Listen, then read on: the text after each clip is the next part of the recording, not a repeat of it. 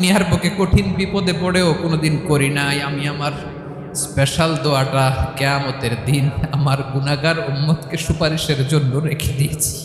আল্লাহ বলবেন সাল তোতা, আপনি যা যাবেন তাই দেব। ওয়াশফা তুশাফা, সুপারিশ করেন, সুপারিশ কবুল করব।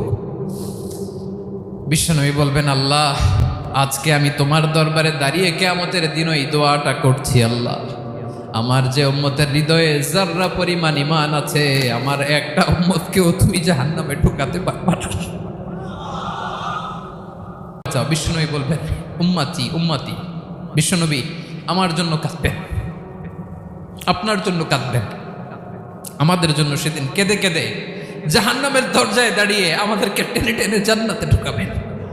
এজন্য এই বিশ্বনবীর ভালোবাসা যেন আমাদের হৃদয়ে ভরপুর থাকে। আমার ভাইয়েরা, প্রতি শুক্রবার বিশ্বনবীর উপরে বেশি বেশি যেন আমরা দুরূদ পড়ি। আমরা যখন বিশ্বনবীর সালাম দেই, দুরূদ পড়ি।